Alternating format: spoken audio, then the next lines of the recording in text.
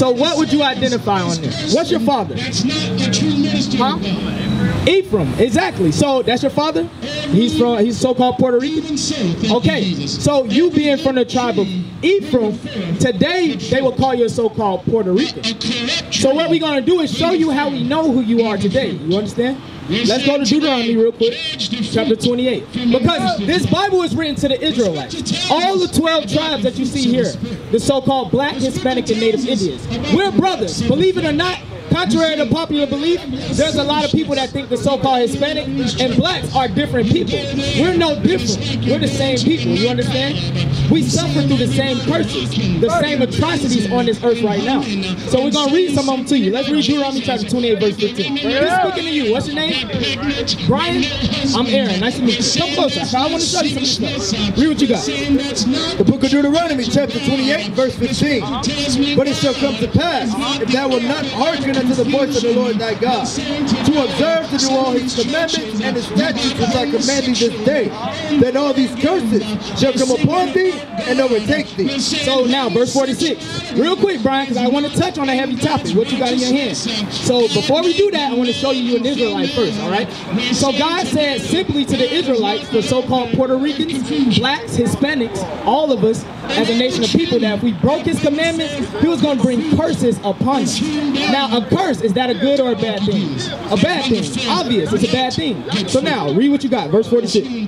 And they shall be upon thee for a sign and for a wonder. So they, meaning the curses, are going to be upon thee for a sign. What does a sign do? It helps you identify something. So these curses or these punishments that we're about to read are going to be upon the so-called Puerto Ricans to identify who they are today, because they call themselves Puerto Ricans. But that comes from the conquistadors naming you after a rich port. That's where Puerto Rico is. That's where it comes from. You understand that, right? So this is to help you identify who you are, because that's not your true nationality. Read on. And let Christ live in you today. And they shall be upon thee for a sign and for a wonder. So now we're gonna get one more scripture real quick, because I want to touch on something. Verse 48. Pay attention real quick, Brian, because we're gonna go to that. Read what you got. Verse 48. Therefore shalt thou serve thine enemy. So this is one of the curses or the punishments brought upon the so-called Puerto Ricans. It said, therefore, you are going to serve your enemy. Read. Which the Lord shall send against thee. Who sent our enemies against us? The Lord shall send against thee. So God sent a certain enemy against the so-called Puerto Ricans, Brian, all right? You pay attention? All right, read. In hunger. In hunger. So, in slavery, because the so-called Puerto Ricans went into slavery, right? Are you aware of that? So in slavery, were the so-called Puerto Ricans able to feed themselves? No. Who did they have to go to? Their master. Who is their master? The so-called white man. That's who enslaved us, the conquistador. Exactly. You see it right here. So we were enslaved by them. The so-called Puerto Ricans was enslaved by them. Look, right here. You see it. We were enslaved by them in 1492. That's what happened to the so-called Puerto Ricans, the so-called Northern Kingdom. We were enslaved by them. And what happened? We had to go to them for food. Today it's the same thing, Brian, because do we have any Puerto Rican grocery stores here in Tampa, Florida? You can't even think of any, can you? So we can't feed the whole nation of the so-called Ephraimites, can we? With the things that we have here at our disposal. No. Do we make, hold on, I'm not going to jump the gun. Read on. In hunger. In hunger and in thirst. So in thirst. So do so-called Puerto Ricans own any aquifers or water companies? Yes or no? No. So this is a prophecy being fulfilled. Read on. And in nakedness. So in nakedness, clothing. The clothing that you have on your back. Do so-called Puerto Ricans create that and make the money off of it? What about in Puerto Rico? No, you don't. You might make it because we're the laborers. We do the work. We work in the stores, but we don't make the money off of it. Meaning they pay us a small wage, but the owners make the money. Who are the owners? The other nations. Exactly. We're working for our enemies. That's what God called us. Read on.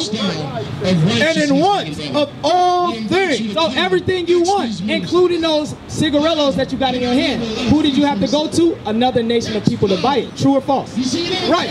So that's proving that you're Israelite. Read on. You were born in And sin. he Shaped in shall put a yoke of iron upon thy neck. So this is very important. It says your enemy, he shall put a yoke of iron upon your neck. When you look on the signs right here, so-called Puerto Ricans had yokes of iron upon their neck. Who put it on their neck?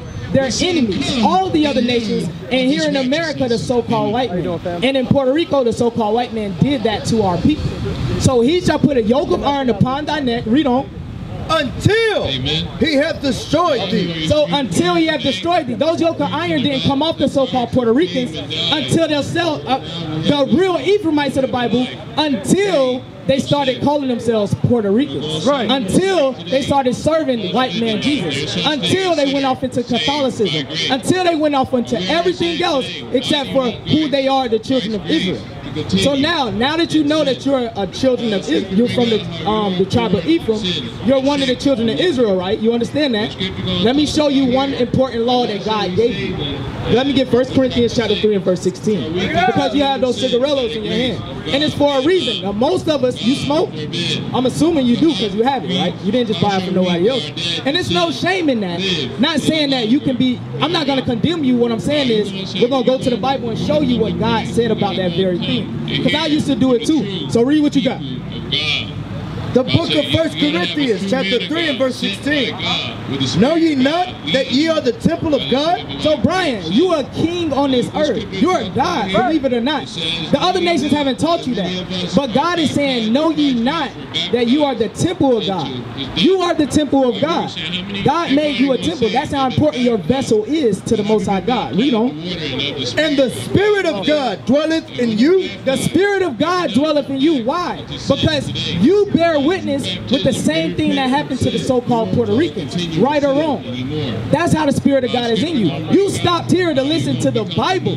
This is how you're a spiritual man. You understand that? So the Spirit of God dwelleth in you. Now read. If any man defile the temple of God. So if any man defile the temple of God, how do you defile the temple of God? Unclean foods, eating too much food, gluttony, smoking, lust, abusing the things, using the things of this world, medications, and abusing the body. That's how you defile the temple. Right. So when you smoke weed, when you smoke cigarettes, when you smoke cigars, black and mouths, any of that stuff, you're actually defiling God's temple. You understand that? That's right. You're defiling your temple, which belongs to God. So now, what's the judgment for that? Read. Him shall God destroy. Him shall God destroy. You hear that? If you defile your temple, God says he will destroy you. Now, I understand you may have not known that before, but going forward, now that you know, smoking anything, weed included, because we're going to touch that as well. Smoking anything, you are defiling your temple, God will destroy you. How will God destroy you? Have you ever heard of cancer? When you read right on the back of those cigarette packets, what does it say? Warning, right? Exactly, right there. It says from who? The surgeon, the so-called white man, the surgeons, the surgeon general. They know that you smoking that, whatever you putting in it, it's going to lead to your death. What you got? Read. The book of Sirach. Brian, you paying attention? I want you to pay attention to this. It's very important. All right. The book of Sirach, Ecclesiasticus in the Bible, chapter 38 and verse 15. He that sinneth before his maker, let him fall into the hand of the physician. You hear what God said? It says, he that sinneth, sinning is breaking God's laws. Right. God told us in 1 Corinthians 3 and 16, do not defile your temple. So if you defile your temple, you're in the midst of sin. So let's read that again. I want you to catch that. But now be made free from sin and become the servants of God. He that sinneth before his maker. So he that smoketh cigars, smoketh cigarettes, smoketh weed, smoketh black and mild, smoke anything, put it in his body, hookah, no matter what it is. If we smoke and we sin against God, we defile our temple, what is going to happen to you? Let him fall into the hand of the physician. Is that not what happens to us today? We fall into the hand of the physician, meaning you may get cancer. Where are you going to go? You got to go to the doctor. To what? To get healed. But God already knew if we did these things, if we sinned before him, he was going to put us in the hand of our physician. Put us in the hand of the physician. You understand that? So now, let me get, you got something?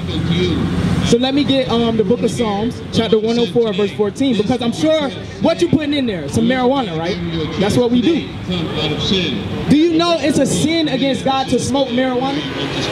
Because a lot of times we say it's an herb, it comes from the earth, God gave it to us so I can smoke it, right? So, as a matter of fact, let's start from the beginning, Genesis 1 and 29. We're going to show you that that is actually a sin and how it came about. That's a philosophy, that's a way, a custom that we learned in slavery. Our slave masters put that on us. Right. They say it's okay for us to smoke weed.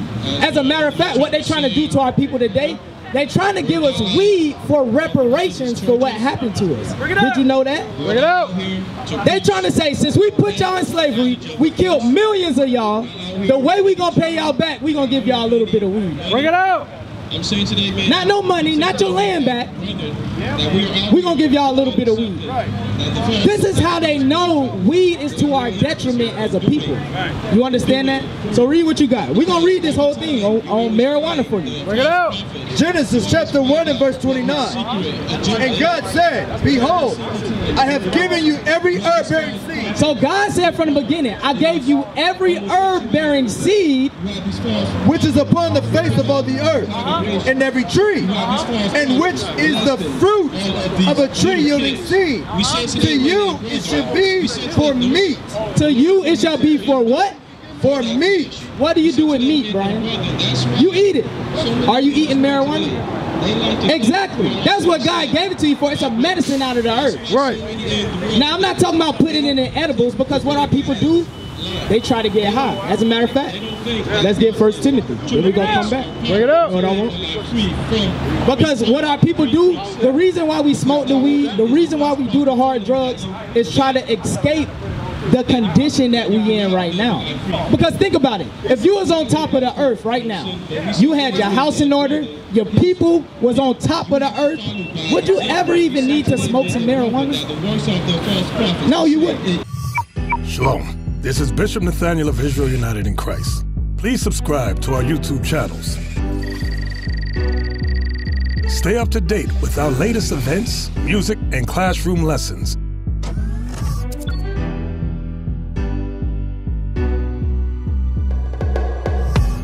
IUIC plans to continue visiting different countries where this gospel has not been preached before. IUIC needs your help in pushing this truth.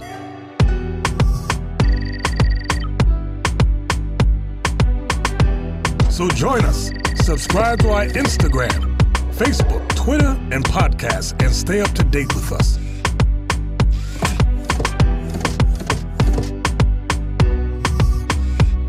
For more information, please visit www.israelunite.org.